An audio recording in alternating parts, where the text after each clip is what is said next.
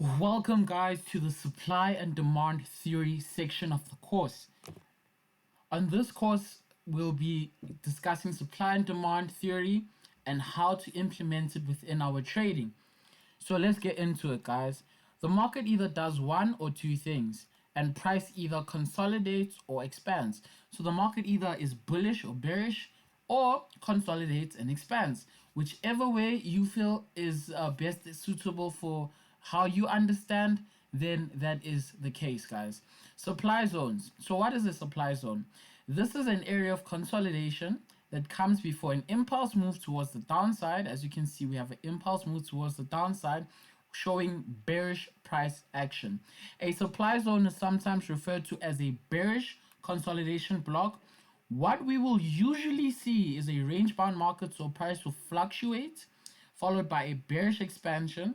Supply can also act as resistance when price pushes up into it, and then from there to the downside, following another impulse move or displacement to the downside.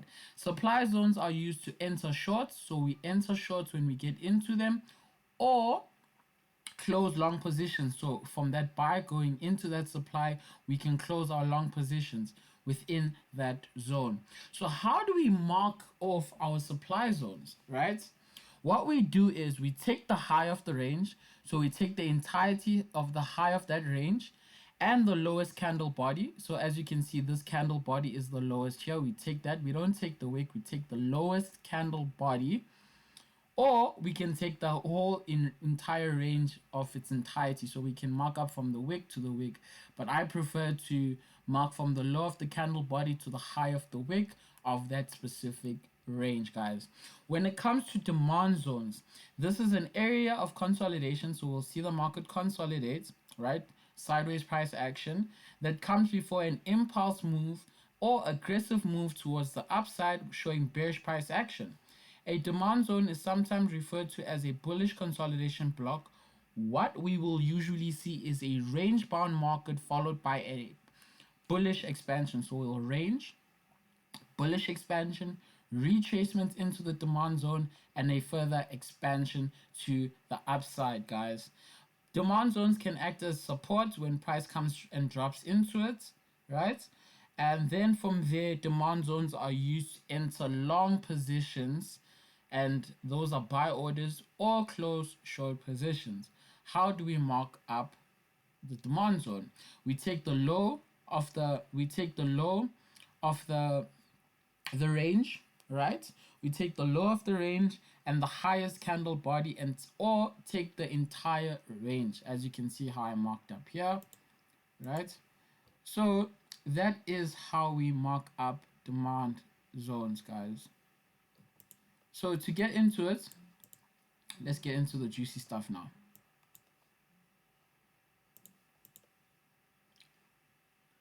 As you can see, I have marked up a couple of supply zones and demand zones, but majority demand within this diagram that we have, because we are coming from a bearish market structure showing lower lows and lower highs, lower lows. From there, we have a break of structure to the upside, creating that break of structure, creating that expansion, right? What we do is we mark up our demand zone. It is entirety from the low of the wick to the highest candle body, which will be here. As you can see, we are targeting the supply zone. Once price channels back into it, we enter our buy positions and wait for a break in structure. As we can see, this break of structure to the upside is a weak break of structure. So personally, me, if it's a weak break of structure with just a wick, I will not consider the trade within the demand zone that has been created within this expansion. Instead, what I will do is I will wait for a clear expansion with a break of structure with the candle body and wick into that supply zone, let price reject that supply zone, creating that sell side pressure.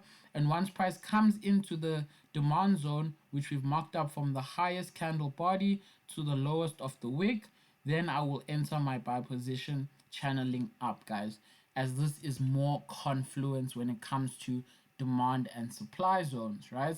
As you can see, all we're basically waiting for is that break of structure we mark up our demand zone from the highest candle body to the lowest wick within the range. As you can see, price is fluctuating sideways here.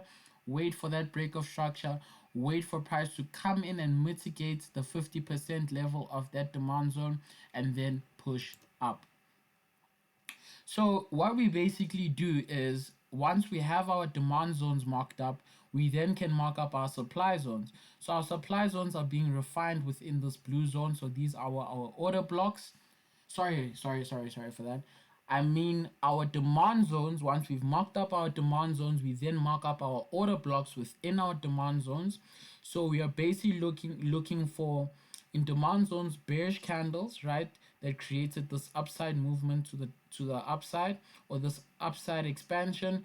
We then refine our order block. So as you can see, I've used this engulfed candle to mark up my order block. Price comes into it nicely, mitigates the 50% level, and then expands to the upside, and so forth with this order block that you can see. Last bearish candle before the move up.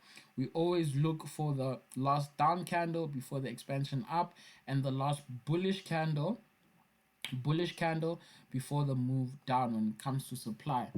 Once that is there, I just mark up that zone, wait for price to enter my order block, and enter on the trade, guys.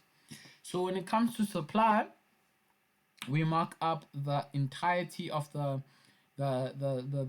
supply zone, which is basically the high of the supply zone, which will be the wicks, and the lowest candle body. So this will be the lowest candle body over here. As you can see, this candle closed bearish with a wick, but not a body breaking structure. Instead, we have a break of structure on the next candle, which broke this microstructure, following into a macro break of structure. Once that occurs, I wait for price to retrace into that zone, and then I will catch a sell.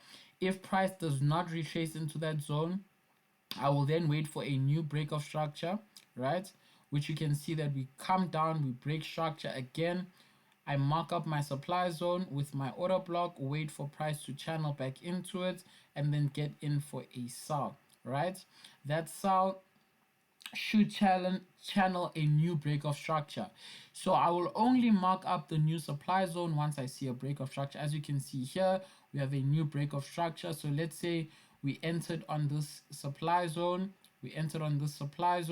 Price then came in, expanded to the downside, breaking structure. We then have another expansion up. We see that price, okay, has mitigated our supply zone. We get in for another sell, mark up that supply zone because it breaks structure, and then from there let price come in and we catch another sell.